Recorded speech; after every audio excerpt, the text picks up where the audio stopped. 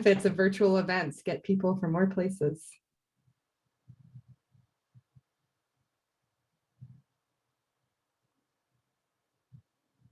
Great, so we're gonna go ahead and get started here. So my name is Claire Wilson. I have the privilege of moderating this event today, and I work on the communications team in the College of Biological Sciences. And to kick off the event, we're gonna start with Dean Valerie Forbes with a couple of announcements and a welcome.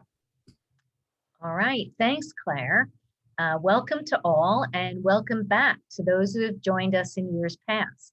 We hope to see you in person again next spring. As many of you know, SciSpark is an annual event celebrating diversity in science, and in particular, women in science here at the University of Minnesota. It's also a public forum for conversations about how to best support equity and inclusion in science and work toward a future in which all people have opportunities to engage in science. This year, we're featuring women who are early in their careers. You'll hear about their research and learn about their journey in science. All of the researchers you'll meet today are involved with Market Science, a College of Biological Sciences program designed to connect scientists with the community. Groups of scientists make their way out to farmers markets in the Twin Cities and other venues around the state to engage visitors with hands-on learning activities for kids. Events like SciSpark and programs like Market Science help expand perceptions of who can be a scientist. Seeing examples of women is one way to encourage the next generation of young people to pursue careers in science. Elevating the voices of Black, Indigenous, and women of color in science is particularly important. While the number of women in our undergraduate and graduate programs is encouraging, we still have a long way to go to ensure that women are fully represented in scientific careers. Today, roughly 2/3 of our CBS undergraduates and half of our graduate students are women. However, these percentages are often noticeably lower in different career paths, and particularly at the highest leadership levels. So raising the visibility of women scientists is key to informing the next generation about the exciting opportunities available to them should they wish to pursue a career in science. With that, I hope you'll enjoy this lineup of lightning talks, and I encourage you to ask questions and follow up online at the Market Science website to learn more about what you're hearing today. Awesome. Wonderful. Thank you, Dean Forbes. And I neglected to mention that the 5 faces that joined us on screen are 5 speakers today. So you will see all of them again as they give their talks and answer questions from you all. So just a couple of tech notes before we get rolling with the lightning talks. So we're going to go ahead and turn off the two-sided chat at this point, just to keep the comments a little easier to work through as we go to the question period. You'll also notice that closed captioning is turned on for this event. If you prefer to turn that off, you can go ahead and click on that CC button in the lower part of your Zoom screen. And we are going to record this event, and we'll share out the recording both via people who RSVP'd, but also by the college's social media accounts. Okay, so we're getting ready to hear from our speakers now. So the structure of this event, we're going to give each speaker 5 minutes to give a talk. At the 4-minute mark, you'll hear a little chime. We'll have 1 minute to finish speaking. And throughout this time, you could submit any questions you have for them via the chat. After they're done with the 5-minute talk, we'll open it up for 2-minute lightning questions, and they can answer as many questions as they can get through in that 2-minute period. We'll do that for all 5 of our speakers. Then we'll bring all our 5 speakers back up to the screen and invite them to talk a little bit more about their science journeys. So with that, we're going to start with our first speaker, Michelle Boone. So I invite Michelle to come up.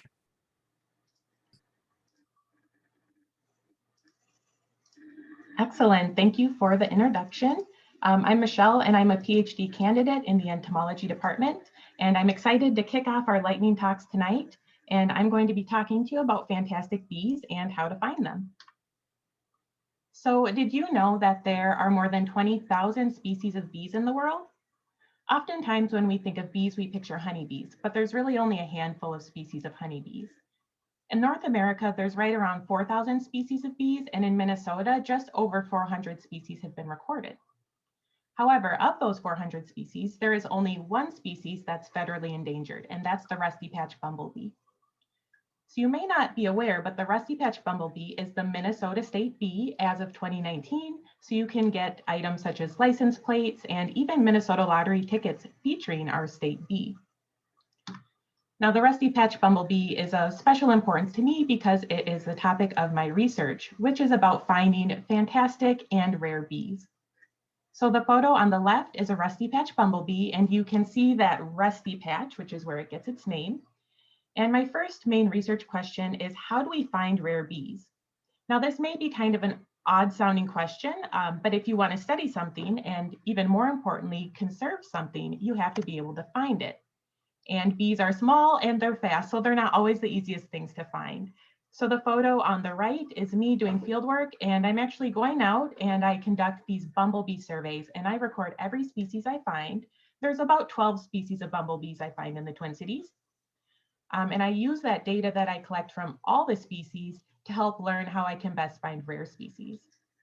Now, my second main question is, how can we study rare bees without killing them?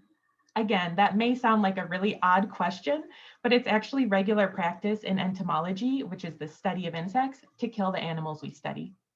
So typically, a researcher goes out, they collect a ton of bees, they kill them, they bring them back to the lab, and they study the specimens.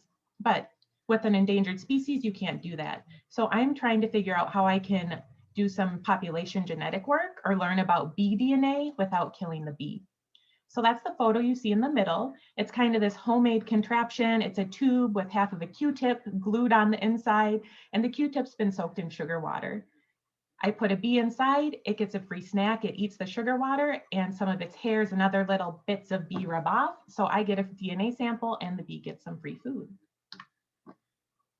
So I wanted to share a really exciting research finding from last summer, from 2020, and that was rusty patch bumblebee nests.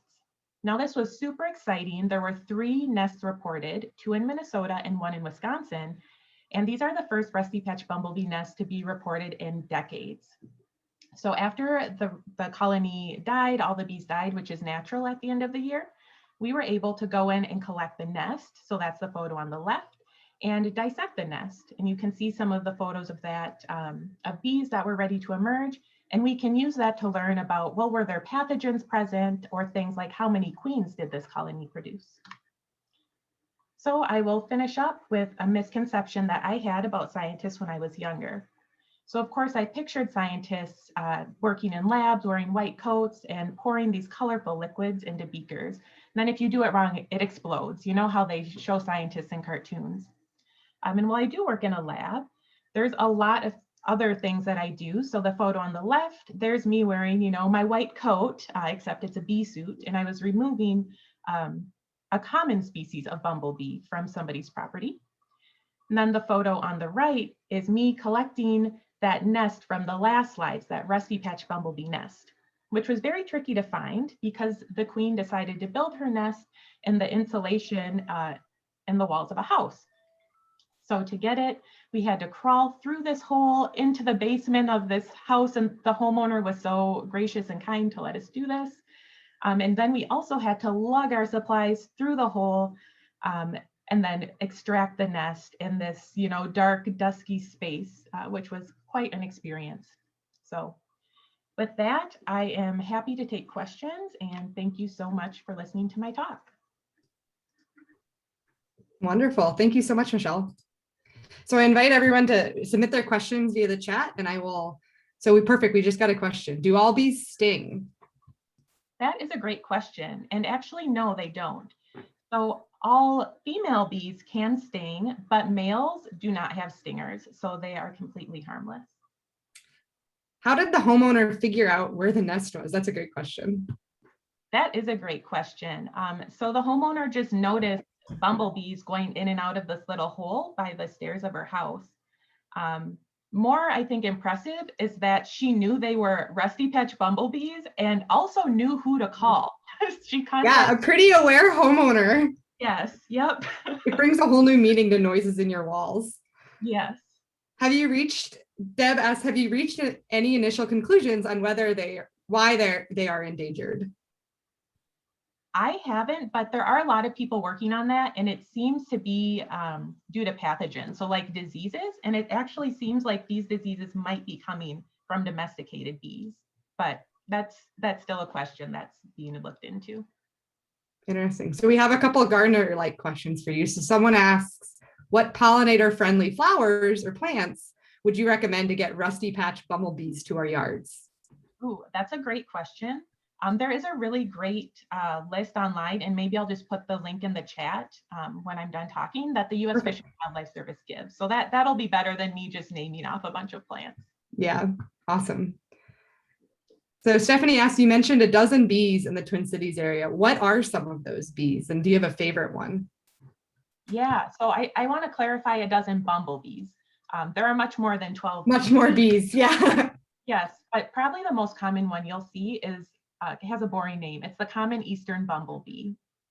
So that's the most common one that we have here. A kind of fun one you also might see is called the lemon cuckoo bumblebee, which I tell you about because it's cool. The queen actually goes into the nest of another species, kills that queen, and then takes over the workers and makes them take care of her own eggs. So a ruthless bee.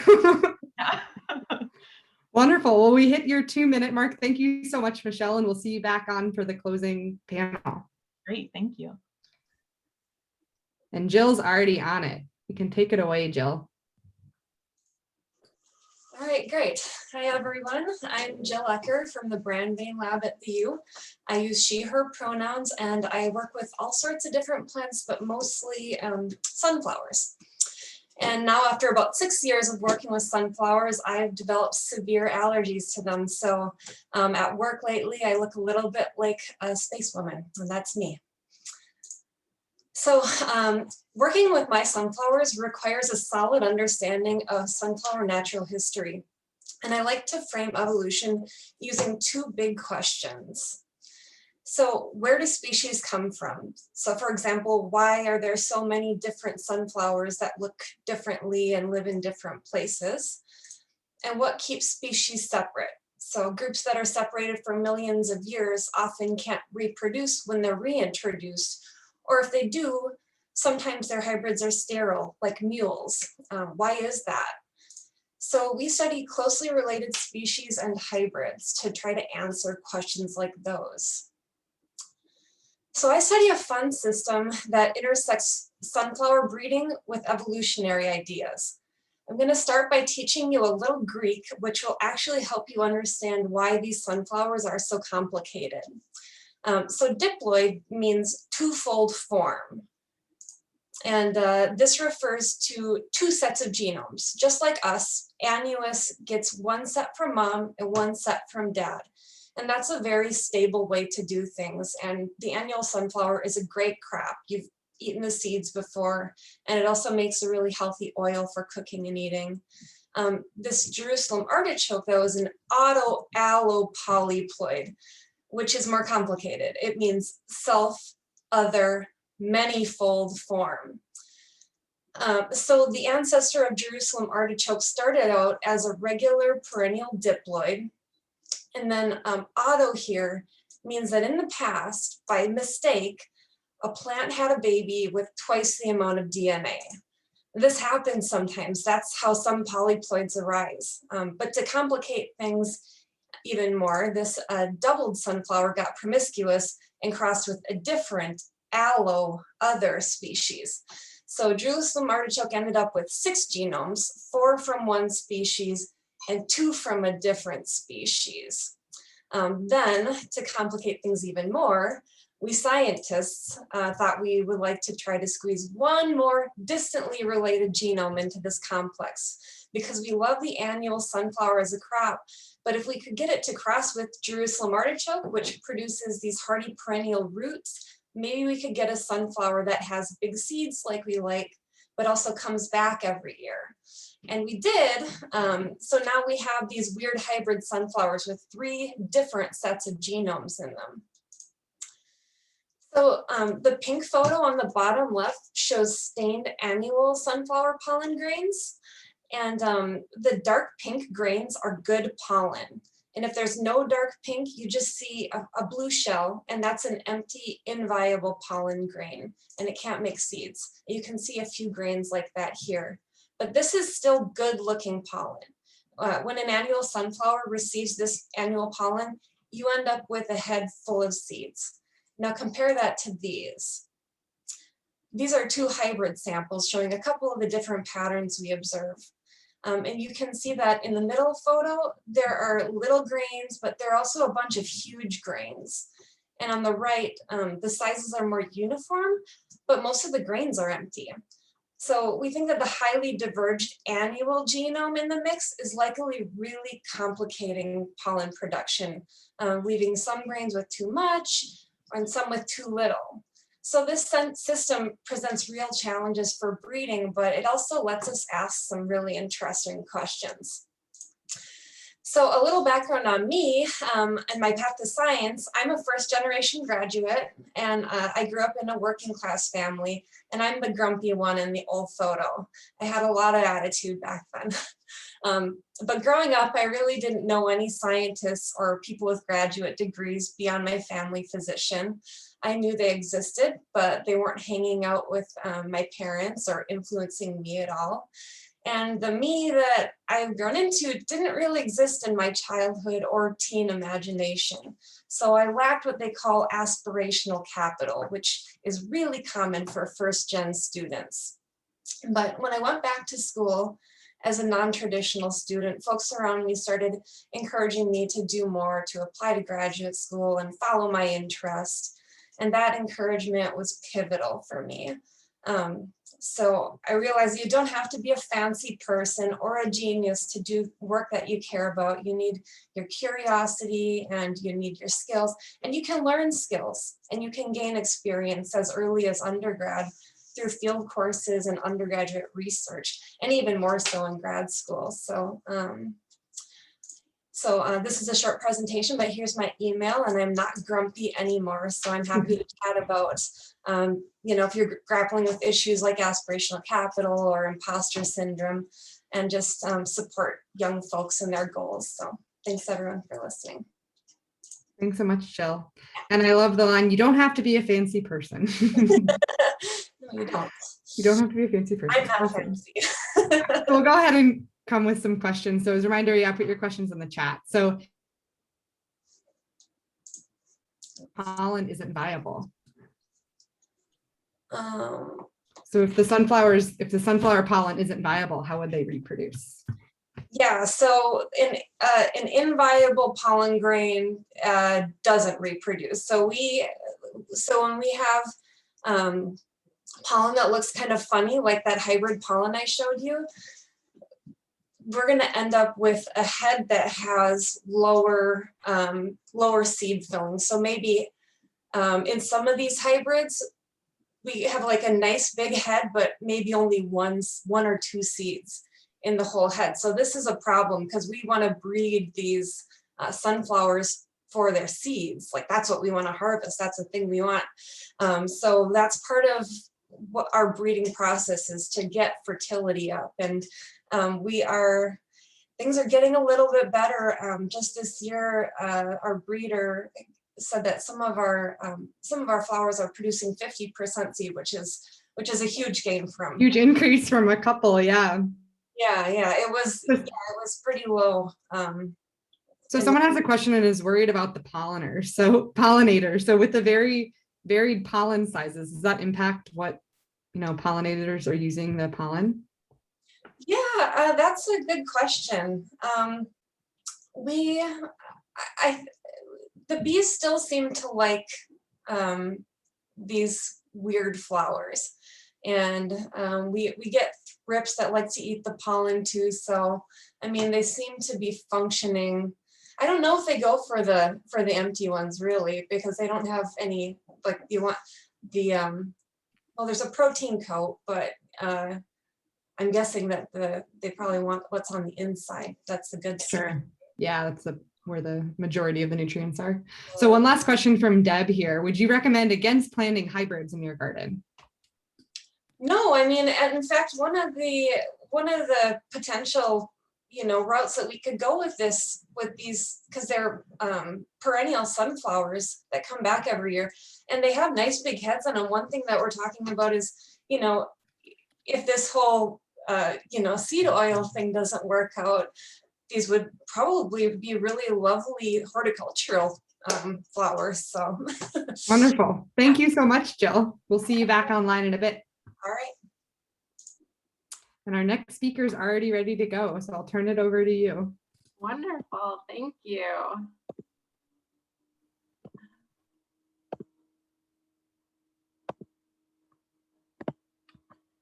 All right, let's just get so. So season's greetings is a phrase I often think about while I'm doing my research. My name is Katrina Freund-Saxhag, and I'm a postdoctoral researcher in the Department of Horticultural Science, but I also volunteer with Dr. Rebecca Montgomery's lab and collect data on seasonal changes of tree and wildflower species. I conduct this research at Cedar Creek Ecosystem Science Reserve. This is an ecological research site north of the Twin Cities, about 40 minutes. And I track the seasonal changes of plants in the bogs and swamps and woodlands on the property. So skunk cabbage is the earliest and possibly one of the most interesting wildflowers here. I found it starting to bloom just this year on March 9th, which is quite early. It actually produces its own heat, as you can see through this thermal image. And it sometimes flowers so early that it pushes through the ground before the snow is gone, and it actually melts the ground around it. So we have a great diversity of plant species here, and some of them with quite interesting traits like the skunk cabbage. The tracking of species that I do is termed phenology, but what is phenology and why is it even important? So it comes from the Greek words pheno, which is to show or to appear, and then also logos, or to study. So simply put, it's the study of biological appearances and events such as the budding of trees, or the migration of birds, or reproduction in plants and animals. For the plants that I track, I am looking for changes in their leaves, their flowers, and their fruits. And you can see this list of characteristics that I note for each of these species.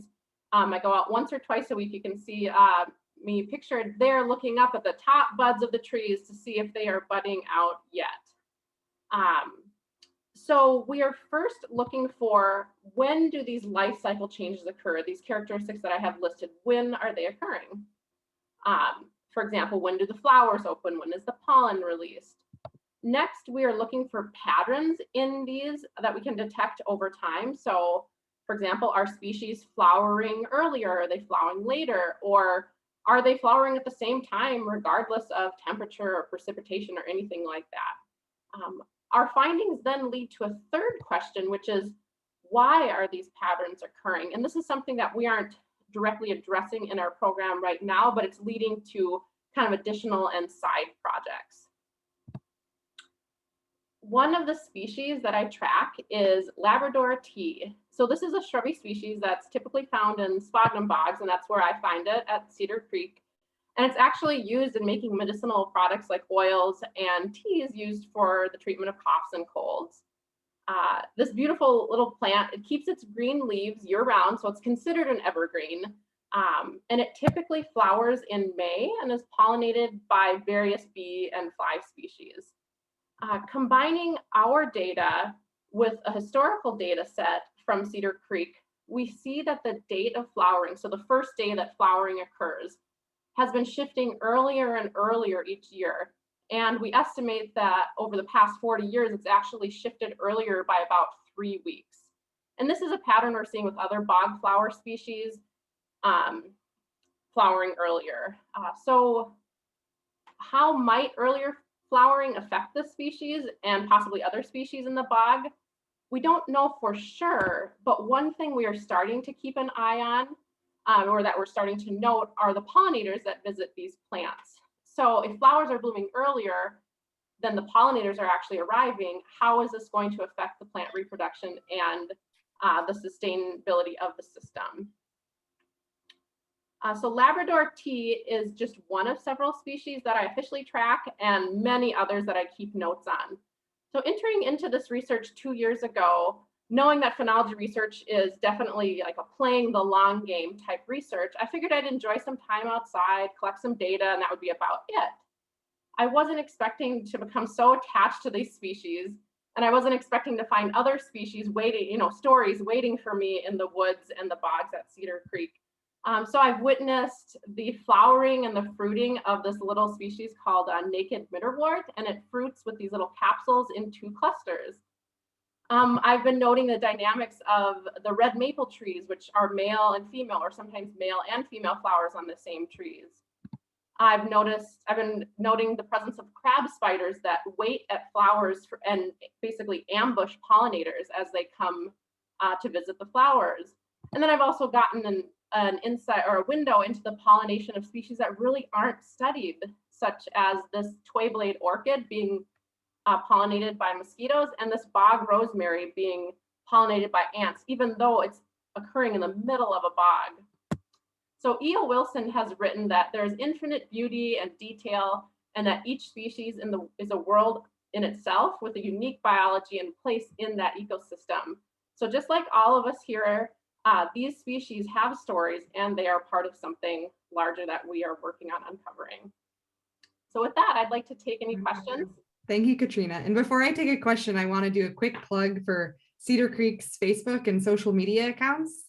They often share updates that Katrina brings from Cedar Creek, and I love seeing the seasonal updates and your phenology work. So make sure you follow Cedar Creek Ecosystem Science Reserve, and we'll be sure to put that in the chat. So Teresa asked the questions, have you ever used or plan to use citizen scientists to help you with your phenology work? Yes, we actually have the addition of 3 volunteers this year, and we're always looking for more volunteers, always willing to train anybody who wants to learn. And something that I've started with the program is try to increase that outreach, because before me it was just one person doing all this data collection, which is a lot to do. And what I would like to do is, and I started to include other people, and then also expand so we can include even more people. Excellent. Yeah, I'll have you, once you're done, maybe I'll have you put those links in the chat for folks to kind of follow up with those opportunities. Sure, yeah, yep. And then one more question for you. So are bog species, so you maybe mentioned that bog species are experiencing a little bit more of a pronounced, early opening than other species. Why might that be the case? Yeah, so we're not really sure. So this is the first year that I started integrating the old data set from like 40 years ago, and we're seeing these shifts in the bog, not so much in the woodland species or kind of the highland species. So we're not sure if the bogs if it's a warming thing, if they're just warming more quickly than woodland microclimates are, yeah, or if it's maybe something to do with changes in precipitation and the water levels in the in these environments. We're not really sure. So that's the cool thing about this research, is it's leading to a lot more questions that we can get a lot more people involved in. Wonderful. Well, thank you so much, Katrina, and we'll see you back online here in a second. So I'm going to invite our next speaker. Wow, you all are so speedy coming up to the coming with your videos. So you can go ahead and take it away.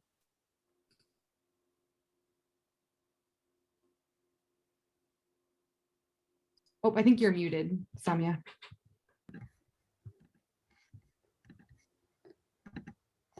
Okay, so hello everyone. My name is Soumya Gupta. I'm a PhD candidate in the Department of Ecology, Evolution and Behavior at the University of Minnesota.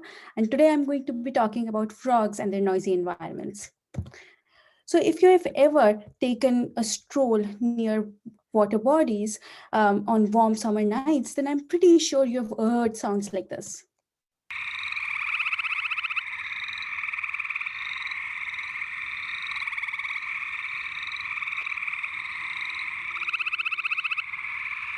So what you just heard was a cacophony of frogs. And the video that you saw was a video of a gray tree frog. Now, this frog species is found across large parts of North America, including Minnesota, which means that for more than half the year, these frogs have to live in these environments. Now, if you're wondering how these tiny animals that are cold-blooded, it means that they can't regulate their own body temperature, survive the harsh Minnesota winters, then you're in for a fun fact. So what these frogs do is that they produce some sort of antifreeze, and they pump their organs and body fluid with this antifreeze while they are becoming living popsicles. So during this time, they no longer breathe, their blood flow stops, and there is no heartbeat. So it is similar to as if they're dead. But when the spring comes, they thaw, they start eating, and they start preparing for the breeding season in the summer. Now, when summer comes, males of different species and the same species all come together and start vocalizing. And they produce really loud vocalizations to attract females. And just to remind you, their vocalizations sound something like this.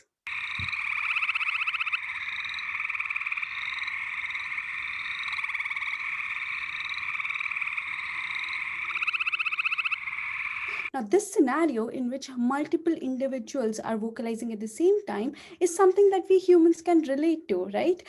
Think about crowded restaurant environment, or think about noisy parties in which multiple people start talking at the same time. And if you remember this pre-pandemic situation, you might also remember that in such situations, it got sometimes really hard to hear what the other person is saying.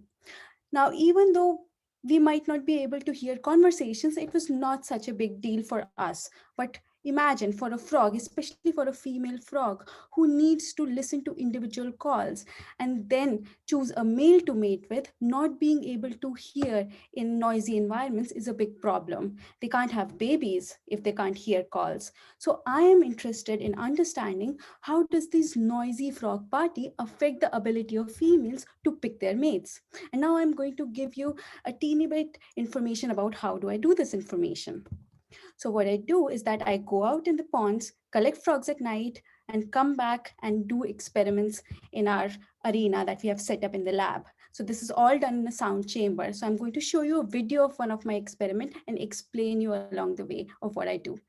So I initially put the females in this small cup. And then when I start the experiment, I lift the cup so that the females are released. And now I play back sounds. So this is the sounds of the mating call from the speaker. Now you see that the females are hopping towards the speaker, and I have marked the speaker with this black tape.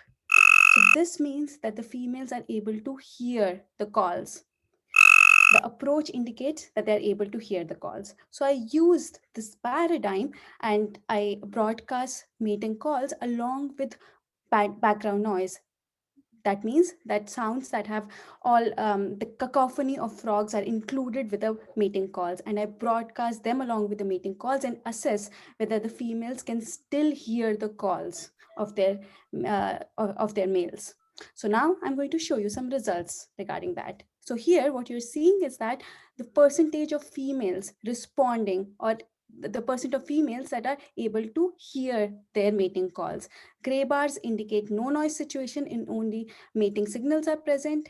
Yellow indicates situations in which background noise is much louder than the mating calls.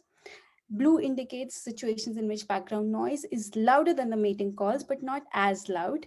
And then green is situations in which background noise is at the same loudness as the mating calls. Here you see that in no noise condition, when only mating calls are present, all the females are able to hear their calls. But in noisy situations, 50 to 62% of the females are able to hear their calls. This tells me that noisy frog parties makes listening challenging.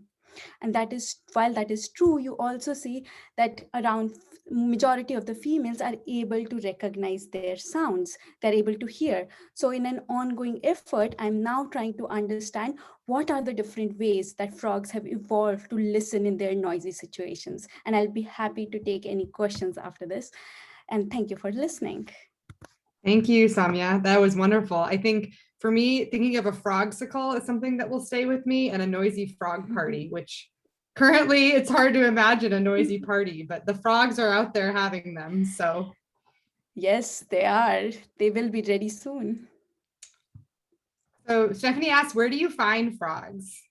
Yes, so so I find frogs around the Twin Cities area. So I generally go to Carver Park Reserve, that is slightly like west from here. And then I also go to other state parks or other wetland areas around the Twin Cities. We can find these great tree frogs all around the Twin Cities. They are actually like quite abundant around the Twin Cities. And sometimes they're pretty loud. And I'm curious, for someone that's been to far more, breeding sites than I have for frogs, do you ever have to wear hearing protection? I mean, how loud can these areas They get? are very loud. So they are like 80 to 90 decibel, which is kind of sound of a lawnmower. So it is that loud. So do you wear any hearing protection if you're at a particular? I don't, I won't because tell that your, is your family. because that is how I hear them, and that is how I catch them, by hearing That makes them. sense. Yeah, to collect data and find Yeah. your species. So Deb asked, so the noise is from other frogs. Yes, Do you think that the noise levels have changed over time? So the levels have not changed so much. So the noise levels have remain like around from 70 to 90 dB, depending on, it depends on the temperature. So if the temperatures are high, there would be more frogs calling, and it depends on the weather patterns and the temperatures. Yeah. Sure. Well, next time I mow my lawn, I'll think about being in a noisy frog pond. Wonderful. Thank you so much. And we'll see you back after Abby's talk. So at this point, I'll invite Abby up to give our final lightning talk of the evening. I guess I should take it away, Abby. myself too. Okay.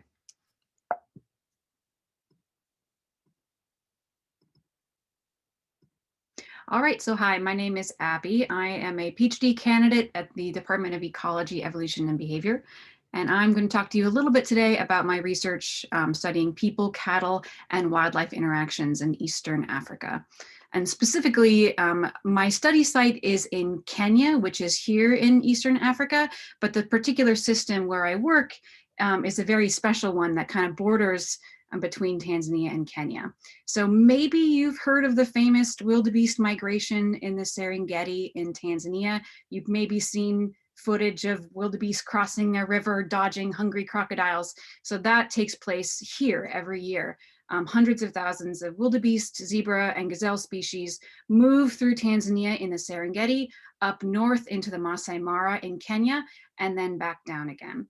But in addition to all these really cool migratory species, this area is particularly special because it has the largest species richness in the highest body size range of ungulates or hooved animals than anywhere else in the world. And just to put that in perspective for you, let's look at the kinds of hooved animals that you can find native here in Minnesota. Most commonly, you're going to find white-tailed deer. I'm sure you've seen many of them in your yards. If you go farther north, you will also see moose. And historically, Minnesota has also housed elk and bison, though mostly those guys are gone, except for some human-managed populations of bison here and there. Now, in comparison, looking at the native hooved animal species in my study system, you will see that there is a much larger diversity. All of these are hooved animals except for elephants, but they all function very similarly in their systems. They eat similar foods, they have to avoid similar predators, and they all have to somehow continue to coexist in the same environment. And sometimes they compete with each other, sometimes they can help facilitate each other. So I'm really interested in how species differences help them to coexist in the long term in an ecosystem. But even more than that, I am interested in how people, cattle, and wildlife can all coexist in the same system. And this the Masai Mara area and the Serengeti area are also really interesting because cattle have been here for a very long time. Pastoralists like the Maasai have grazed domestic cattle here for at least a couple thousand years. So they're definitely a part of this ecosystem. And they can have some, depending on the context, they can actually have a very beneficial impact. The way that they are herded means that at night they are corralled like this to protect them from predators, and they drop all of their dung right there in this circle. And so when these corrals are moved periodically, you end up with this nutrient hotspot from where the cattle were. That adds environmental heterogeneity, which can help promote this coexistence between species. But the problem is that current modern changes in livestock practices, increases in the abundance and density, means that there is a lot more human-wildlife conflict going on. So I'm interested in how everything can coexist, and specifically what the impacts of cattle are in this system. And I do this by a couple different ways. First, I set out remote cameras that look like this, that basically take a picture of animals every time they move in front of the camera. And if I set out a bunch of them all at once, I can track to see how animals are moving around cattle in the same system. Then in a grazing experiment, I have experimentally either included cattle and allowed them to graze, or excluded cattle, and then am measuring how that impacts plant communities, since this is that shared resource that herbivores are competing for. And then finally, I plan to do some dung analysis, looking at the diet differentiation, looking to see if cattle and wildlife have really different diets or if they're eating a lot of the same things. So I think that this question is really interesting and important for a lot of reasons. One, because while it's true that these wildlife species have to contend with people and cattle also have to contend with the wildlife. Herbivores like this eat their food resources. Predators like hyena and leopards can potentially take cattle. And so long-term conservation in this system really requires a more holistic approach, thinking about how we can sort of optimize management to work for everyone in the long term. So I think it's a really interesting question. So thank you very much. And with that, I'm happy to take any questions. Wonderful. Thank you, Abby. So I'll start with one of the things you mentioned in your talk was kind of a hot spot where all the dung was after the cattle had been sort of grouped together. And you mentioned environmental heterogeneity. Can you talk about that a little bit and talk about what that would look like? Yes, by environmental heterogeneity, what I mean is just kind of patchiness in the environment.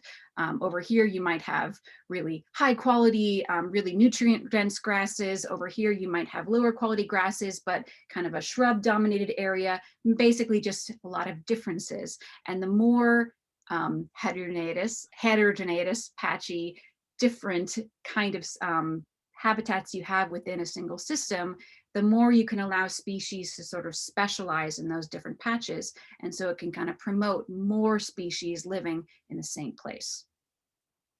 Great. Someone has a question about tourism and how tourism maybe interacts with these systems and these animals. Can you speak to that just a little bit? Yeah, for the most part, tourism is a pretty beneficial thing in this system. Tanzania and Kenya are both tourism economies, and large part of their economies are fueled by tourism. And so it's a really big incentive to conserve these systems and help to protect endangered, threatened populations. Now, there is such a thing as too much of a good thing, and certainly numbers of tourisms that get too great can disturb wildlife in a number of ways. But for the most part, it's a really critical, important part of the economy fueling conservation. Great. Well, with that, I'm going to thank you so much, Abby, for your talk and answering some questions. And I'm going to go ahead and invite everyone, all of our speakers, back up to the screen. Welcome back, everyone. So we're going to go ahead and kind of switch from the science, although we could talk about science all day. Science journey. So for about 15 to 20 minutes, we'll kind of meander amongst the five of us. And I still invite everyone in the audience to ask their own questions of the speakers. So I'll start off with what was kind of the first thing that really made you interested in science? So we'll go in the same order that we talked. So we'll start with Michelle. Right. So I'm not sure the first thing that got me interested in science, because like Jill mentioned, I was a first generation student and I didn't really even understand what a biologist was, but I was always really into nature. Like I was the kid who wanted to play with toy animals instead of like dolls and stuff. So I've always been drawn to nature and animals, and then learned later, oh, that's like a biologist. You can get paid to do that, right? Yeah. Yeah, for me, I became interested in science a little later in life. So halfway through my bachelor's degree, I actually dropped out of college for a couple of years to raise a family. And during that time, I had a little in-home daycare, and I try to make like nature and gardening central to my curriculum in that setting. So that was one way, but I also had a lot of time during nap time. So sometimes nap time would last like up to 2 hours, and I just read and read and read during that time. And I'd read a lot of classics and novels, but I would also pick up writers like Carl Sagan, Jane Goodall, Oliver Sacks, just kind of broad science interest. But yeah, the gardening is kind of the gardening, and the, you know, I would bring the kids around the neighborhood, and I would quiz them in plant ID, and just like, you know. If I ever have kids, I want them to go to a daycare like that. Yeah, So. oh, it was really nice. Like, just what I got a lot of joy out of just showing the kids like the new pea sprout or the first squash flower or their little tiny, you know, first tomato, and then harvesting them. Like, I get the kid. Yeah, it was really fun. So, but just. Great. I got a lot of joy out of that process, and I kind of fell in love with plants myself during that. Yeah, great. What about you, Katrina? Oh, I feel like very, very similarly. I can't think of any pivotal moment, but just an early interest in the world, and especially watching insects and watching flowers, and then just having so many questions popping up. And thankfully, my parents, I don't think they got too annoyed hearing all my questions, but yeah, they just let me keep questioning, and I just had this curiosity with like watching plants and insects and birds and stars, and yeah, just an early interest in kind of the world around me.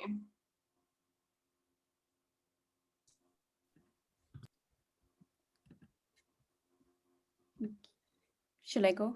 Yeah, you can go ahead, Sunny. So I think for me, there wasn't any aha moment of science like that I fell in love with. But I think for me, it was just the way of life. Right from the childhood, I used to question everything. I still remember I was in first grade, and my elder brother, who's like 3 years older than me, was teaching me. And I asked so many questions that he started crying. And vowed never to teach me again because I asked so many questions. So it was just a way of life for me. So there was natural affinity towards science because it's all about answering questions about the natural and physical world. Great. Yeah, and that creativity piece, and yeah, is huge. Abby, what about you? Yeah, I could echo a lot of what's already been said. I definitely loved animals as a kid and loved talking about animals. But actually, when I was in high school, I thought I was going to be an English major. And so it felt like it came out of nowhere. Suddenly I switched to the biology track. But I think what happened is I was a bit of a green child, I guess, and I had started to learn about the fact that species were endangered and systems were threatened. And as I learned about ecology and learned about how complicated ecosystems are and how different components sort of fit together, and I think it was really exciting to learn about how it all fit and why there was actual evidence to back up why a insect species was worth conserving because it was connected to all these other trophic levels in a system. And so having that sort of evidence framework to understand the world in a more clear way was really exciting. Absolutely. And I have to put a disclaimer out that all 5 of our panelists happen to be in the ecological world.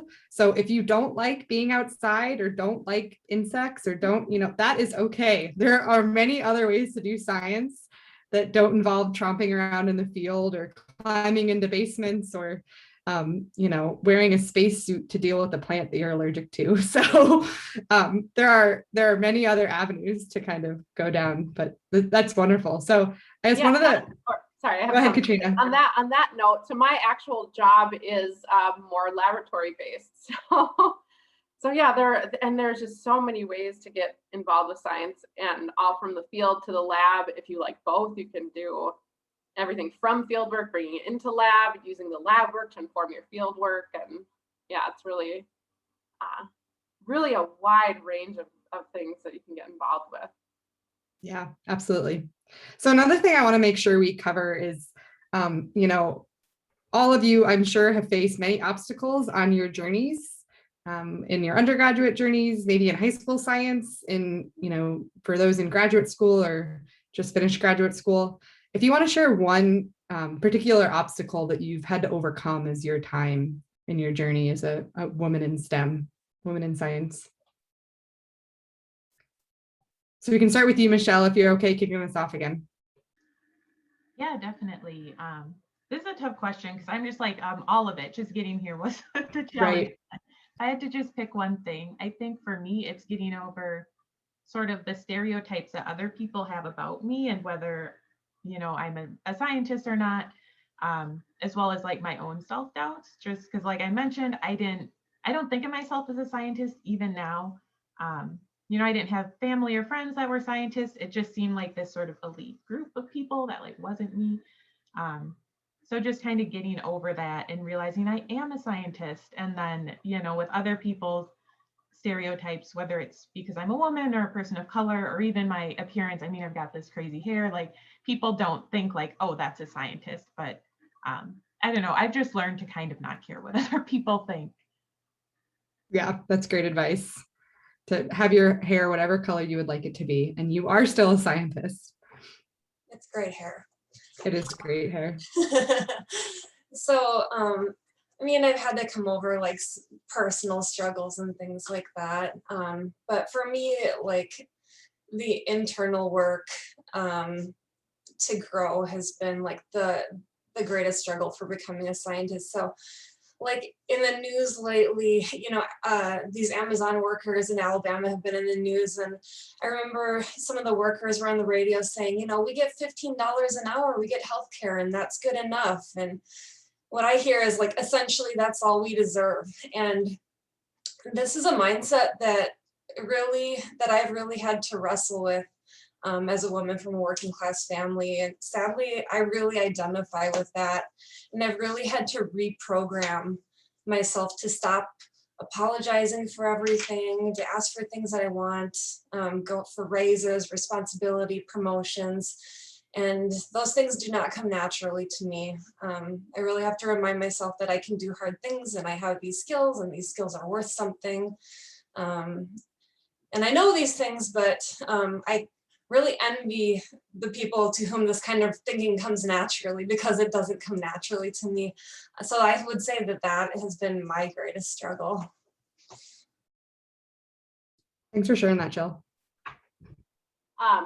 Something Jill mentioned earlier today was the term imposter syndrome. And that's something that really resonates with me. Just you do know things, just as Jill was just saying, but you second guess yourself or you defer to someone else because you believe they have the answer or a better answer or would verbalize an answer better than you would. So that's probably been my largest struggle, is kind of finding my voice in science and voice in groups of scientists, especially those who are further along in their career or who are have more experience. So really finding my voice and really telling myself to speak up, and also telling myself to ask questions if I don't understand something that's going on. That's probably been the great struggle. And I think what I found, at least at the University of Minnesota and with other systems like Cedar Creek, is that when I ask questions, I don't. Once I ask them, it's not so bad. It's just that action of asking it for the first time is really difficult, and that's where the imposter syndrome comes in. Is like not feeling that you know enough, or that you have had enough experience, or that your experience doesn't mean as much as someone else has. And I think that's something that I've heard from many people. Yes, for me, I think I'll give us a little bit of background about myself before answering that question. So I am from a really small town in India where growing up, we didn't even have a good school. like it was a crappy school. So there wasn't any emphasis on communication, and communication, especially in English. So I was, I think in my native language and just verbalizing that in English. And when it was hard when I went to college, most of the kids were from big cities, and I had this continuous feeling that I'm not able to communicate my ideas well. So even if I know the subject, I was able to, you know, read from the book and grab all the knowledge. But when it came to communication, I really struggled with that portion. And I think I'm still struggling, and it's hard for me to convey my thoughts clearly. And I am learning every day. But yeah, that has been the biggest struggle, I think, for me. But it just all comes from practice. And now I have found a way to effectively communicate. So I would say you have certainly found a way to communicate rather effectively. So, and now you study fraud communication. So that's pretty a cool connection ironic. with your story. Yeah, thank you, Abby. I certainly echo the sentiments around imposter syndrome. It seems a pretty ubiquitous struggle that people go through. Definitely not having anyone in my near vicinity who was really in science and going into science, it was difficult at times to figure out what the correct path into the professional scientific world was. People talk about it as hidden curriculum of things that it's sort of assumed that you either know or someone will tell you, like knowing which how to apply for fellowship grant funding, where to look for appropriate jobs, things like that. And someone else brought up the importance of asking questions. It's difficult to do because there's sort of a feeling like you should already know everything already, even as a beginner. But learning to ask questions because other people are sort of the keepers of knowledge. And so making yourself one of those people so that you can disseminate to other people. Great. So one of our last questions of the night, I want to make sure we touch on is all five of you have been involved in market science, which is something that Dean Forbes talked about earlier on. In a non-pandemic year, you would probably see market science booths out at farmers markets around the Twin Cities. Seth Thompson, the director of outreach, will have to jump in here and give us an update on that if there is one. But I know that market science continues to do a lot of events virtually and share out curriculum. So for you all, it seems pretty clear that connecting with your community is really important. So I'd just like to hear kind of why you think as part of your role as a scientist, why do you find that to be important? And maybe what you learn from connecting with community members. And we'll actually go in the reverse order this time. So if you're okay, Abby, and if not, we could kick it back to Michelle. But if we want to kind of start in the reverse order to give you a chance to share your thoughts. Sure, I can go first. Well, I think what draws me to science is, I think integral to ecology is awareness of sort of the interconnectedness of everything. And I think that humans are a part of that, and effective conservation also takes that into account. Hence why I'm interested in researching wild populations that interact with humans and what that interplay looks like. But also science is a public good. And I'm in the field, so it makes sense that I believe strongly in it, but I believe strongly that science is sort of the way forward in any sort of progressive way in any field. And I'm passionate about being a part of it. And I think that effective science belongs to the community and needs to be communicated as such. Yeah, for me, from where I come from, community engagement with scientists is not a thing. Still, it's not a thing. There is no engagement with scientists. So growing up, I was always interested in science, but my family, like my entire family, are physicians. So I didn't even know that there is anything more to biology than diseases. So because I didn't know like what science other than or biology looked like and what research looked like, I did not even know one could research animal behavior, but only people who, join Discovery Channel and National Geographic Channel are able to, study animal behavior. But when I went to college, that is when I got to know that, okay, so that is how research happens, and you can do such cool things in science. So I just want the younger generation to have the exposure that I never had. And I think it's our responsibility as scientists to bring it out and to engage with the community to disseminate the knowledge. And do little experiments, because I know that's something that often happens at markets. Get those hands in on experiments. I really like what you just said. Just like that, it is our responsibility as scientists to engage with our surroundings, and that goes beyond just the university walls or our research world walls. It really goes like into the community. And I guess I really believe that the more you know about something, or just the more you know, the more you'll care. Whether it's the more you know about a person, you'll care about, you just kind of care about them more. The more you know about a system, the more you care. And it's kind of our responsibility as scientists to really share the knowledge, as Abby mentioned, like making, science is a public good and we need to treat it such. And to do that, we need to take action ourselves. And I also feel that the more you learn, the more connections you make, the more you connect with people from maybe different backgrounds, because you have some similar interests. Like, there's so many little social media groups like the Minnesota Houseplant Community Group. You're connecting with people from across Minnesota, if not the world. And it just really is like our responsibility as scientists to help communicate our science and help stoke the curiosity in people. And I think I feel like everybody, or at least most people from a young age, have a curiosity.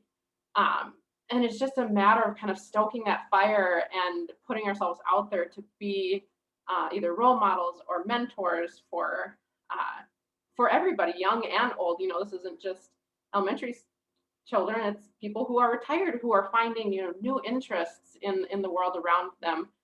Right now, my volunteers for phenology are all retirees, and a lot of them, or actually all three of them, this was not their work that they did for their whole lives, their career. This is new. So I think, there's just I have a lot of hope for our generation of scientists to connect with the young and the old. Yeah, you guys really said it. Connecting is important to me too, because I really want science to be for everyone.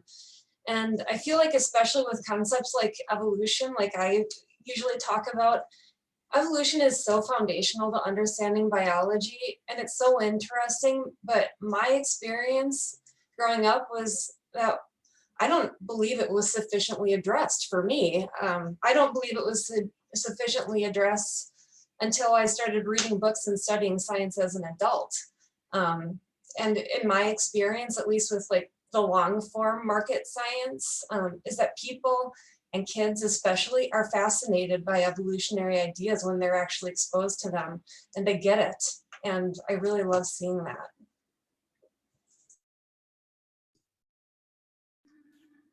Yeah, I'll echo what everybody else said about the importance of connecting with community.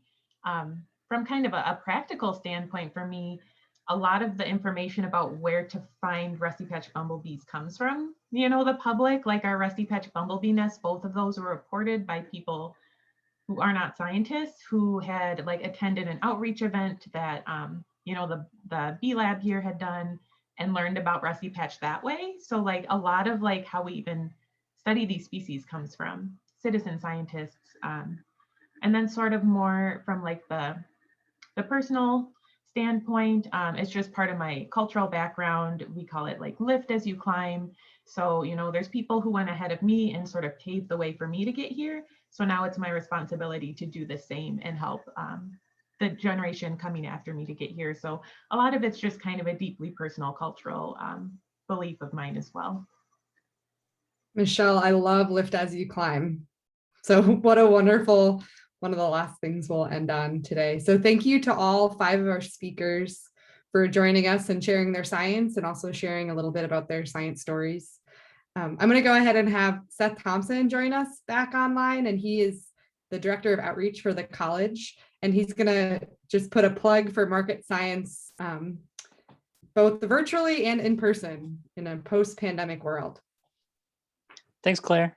And hi, everyone. Thanks for joining us today. Yeah, so as Claire alluded to, I'm happy to announce that we will be returning to some in-person markets this summer. So we are excited to be able to get back out into communities. And while it is likely that it will look perhaps a little bit different than our traditional market science booths, perhaps maybe a little less interactive than we're used to, we will be able to get back out into communities. And so we anticipate to be starting back out at our Richfield and Midtown farmers markets again this year, probably starting at the end of May when those markets open. And so if you want to find out where market science is going to be on any given weekend, we will very shortly be posting our season schedule on our website. And you can get to that at marketscience.org or marketsci.org. Sorry about that. And you can also navigate there from the CBS webpage as well. So we will have some updated scheduling information there, but we are really excited to be able to return to some in-person programming for the summer. And I look forward to hopefully seeing many of you out at the markets and in the various other informal spaces that we might find ourselves. We also, because of COVID, I will mention, and I think Claire already alluded to, all of our wonderful panelists today also provided us with excellent digital content over the last year as we wrestled with how to continue to meet our mission of engaging with the public in meaningful ways. And so you can also find all of those online resources and videos that folks produced on our website at marketsci.org as well. And we'll be sure to share out those links in our post-event communication with the link to the recording as well.